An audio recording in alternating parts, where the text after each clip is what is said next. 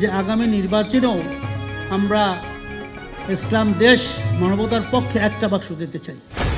এই যে ইসরায়েল কি করলো, সম্পূর্ণ তারা ইরানকে বিভিন্নভাবে মিথ্যা সংবাদ দিয়ে বিশ্ববাসীকে তারা কি করছে, বিভ্রান্ত করছে। কিন্তু আল্লাহ রহমত, ইমানি জজবা, ইমানি কুওয়াত, ইরানকে আল্লাহ স্বয়ং সাহায্য করে মুসলমানদের বিজয় দিয়ে দিয়েছে।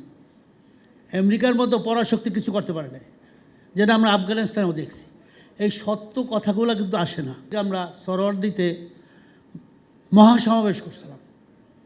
মহাসমাবেশ আমরা 4টার উপরে পয়েন্টের উপরে করছিলাম। আপনারা জানেন যে সেখানে 10টা দল, আমরা বিএনপি ছাড়া সবাই ঐক্যবদ্ধ পোষণ করছি, এক স্টেজে আমরা আত্মপ্রকাশ করছি যে আগামী নির্বাচনেও আমরা ইসলাম দেশ মানবতার পক্ষে একটা বাক্স দিতে চাই, সমস্ত সব মিলে।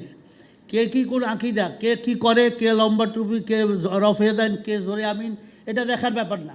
এখন ঘরে আগুন লাগছে, সবাই মিললে আগুন নিয়েই হবে।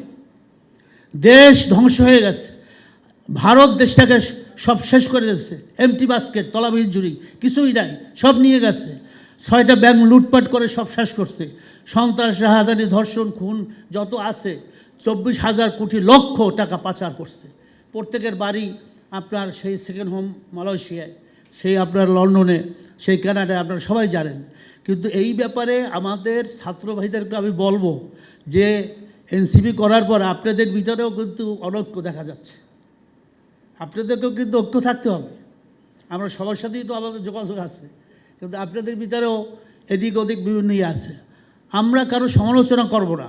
এই দেশটা আমাদের সবাই, এই দেশটাকে আমাদের কি রক্ষা করতে হবে। এই দেশের জন্য আমরাই শহীদ ছাত্র থেকে শুরু করে এবং যারা আছে আমাদের পর্যন্ত, তারা রক্ত দিয়েছে, প্রায় 1500 মতো শাহাদাত বরণ করছে, 50-60 মতো আহত হয়েছে এই দেশের জন্য, এই মাটির জন্য।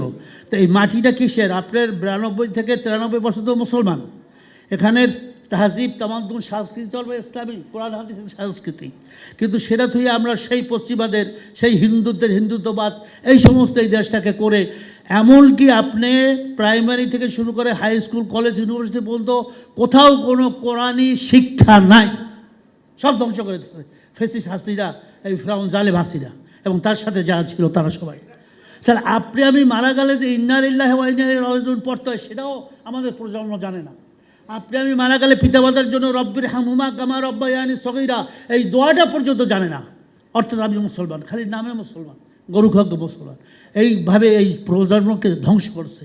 সেহেতু আমরা মনে করি এই প্রজন্ম 24 এই ধরনের আরও মিডিয়া বেশি বেশি আসা দরকার সারা বিশ্বে, যাতে করে ইসলামের পক্ষে, মানবতার পক্ষে, দেশের জন্য আমরা যেন কথা বলতে পারি, এই দেশের সাধারণ মানুষ জানতে পারে।